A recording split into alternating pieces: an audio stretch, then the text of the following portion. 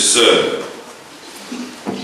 l'épiphanie du Seigneur, manifestation de Dieu, ça veut dire manifestation de Dieu à l'univers tout entier, en ces temps qui sont les derniers, explique déjà, on le voit, cette opposition, n'est-ce pas, dès la naissance du Messie, déjà cet antagonisme qui subsiste. Il y a comme une bagarre entre le pouvoir temporel et le pouvoir politique, le pouvoir des hommes. Les forces du mal, déjà, on le voit, sont liguées contre l'enfant Jésus. Déjà, près du berceau de l'enfant Jésus, les forces infernales, la croix vient se planter près du berceau. Ce qui annonce déjà, ce qui préfigure déjà le calvaire, la passion du Christ. Cependant, Jésus-Christ n'est pas venu dépouiller les hommes, dépouiller Hérode de ses privilèges. Il n'est pas venu disputer le pouvoir temporel, le pouvoir politique aux hommes. Jésus-Christ est venu pour redonner le vrai sens du pouvoir politique. C'est le service. Service des hommes, service des peuples, service des nations. Hérode et tout le peuple, toute la cour connaissait, n'est-ce pas, par les textes d'ailleurs du prophète, qu'un événement se produirait, une étoile avec une connexion venue du fin fond, n'est-ce pas, de l'univers, manifesterait la présence de Dieu. Le signe que cet événement est arrivé. Mais on a vu, ni Hérode, ni sa cour, ni les dignitaires, personne ne s'est mis en route pour Bethléem. Nous ne comprenons pas, frères et sœurs. Voici que l'espérance du peuple est accomplie. Le Messie est venu et on refuse de l'accueillir. Il y a ces deux attitudes, frères et sœurs, qu'on peut souligner. D'une part, le refus de ce Jésus. D'autre part, l'accueil fait par les simples, les humbles, les bergers d'abord et les mages ensuite. Frères et sœurs, aujourd'hui, 2000 ans après, quelle lecture pouvons-nous faire de cet événement de l'épiphanie du Seigneur? On l'a vu aussi, l'intérêt s'est déplacé de Jérusalem à Bethléem. Est-ce que nous acceptons que l'intérêt passe de nous vers les autres? Parce qu'il y en a pour qui, autour de qui le monde doit tourner. Le monde doit tourner autour d'eux. Le centre d'intérêt, c'est eux. Voilà le fait mot. Intérêt. Intérêt aujourd'hui. Dans nos sociétés de consommation d'ailleurs, rien finalement, rien n'est sincère, rien n'est spontané. Tout est intérêt, tout est intéressé. Relation d'intérêt, cause d'intérêt, mariage même, mariage d'intérêt, économie politique d'intérêt, etc., etc. Mais heureusement, il y a encore des hommes, des femmes sur notre terre, il y a encore des hommes et des femmes, une minorité c'est vrai, mais qui savent encore aimer gratuitement, partager gratuitement, heureusement.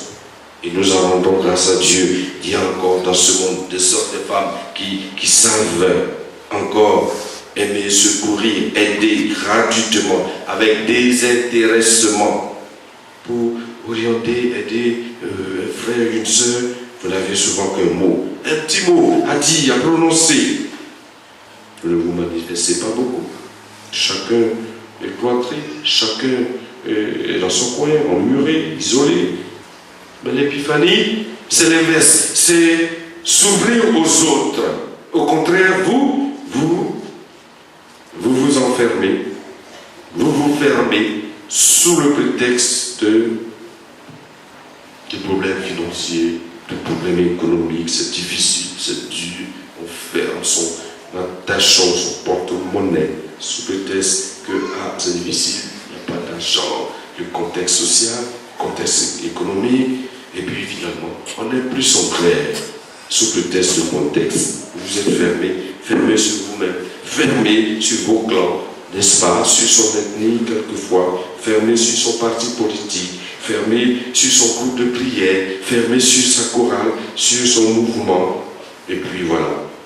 Aujourd'hui, frères et sœurs, le plus urgent, ce n'est pas de se fermer, de s'enfermer. Le plus urgent, c'est d'ouvrir et d'entrouvrir large les portes de notre cœur, les portes de notre groupe, et puis laisser entrer l'esprit de l'évangile, pour laisser entrer le Seigneur lui-même qui frappe à notre porte.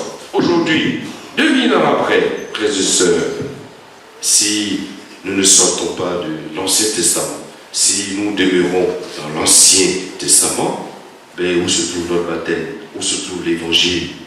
En cette fête de l'épiphanie du Seigneur, que les mages, Jésus-Christ, que les mages ont cherché encore, et qu'ils ont trouvé, c'est au bout d'un cheminement, d'un long cheminement, qu'ils ont trouvé l'enfant Dieu.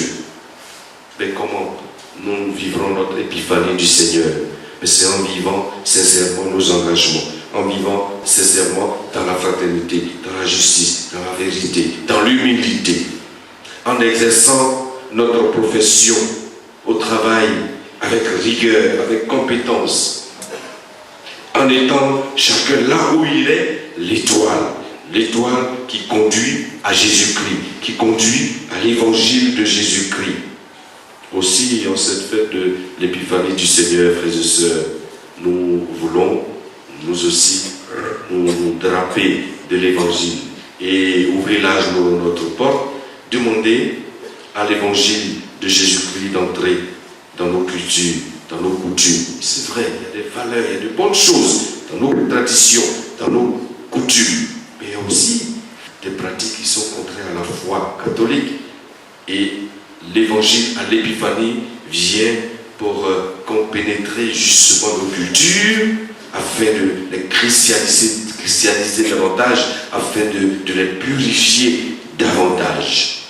En cette fête de l'épiphanie, suivons l'étoile du Seigneur et soyons nous-mêmes étoiles qui brillent, étoiles qui éclairent, étoiles qui guident, étoiles qui conduisent à Jésus-Christ, étoile qui conduit à l'évangile de Jésus-Christ qui est vivant pour les siècles des siècles.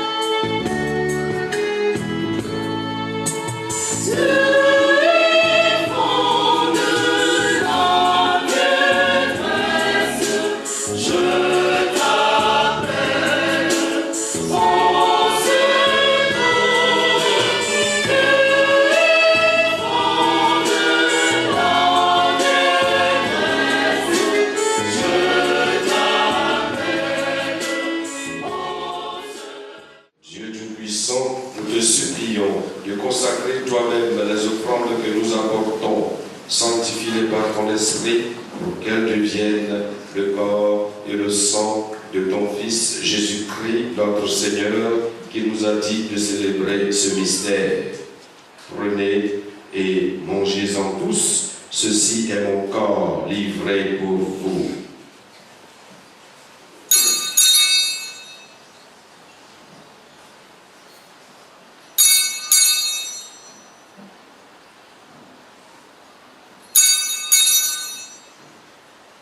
Prenez et buvez-en tous, car ceci est la coupe de mon sang, le sang de l'alliance nouvelle et éternelle, qui sera versé pour vous et pour la multitude en rémission des péchés. Vous ferez cela en mémoire de moi.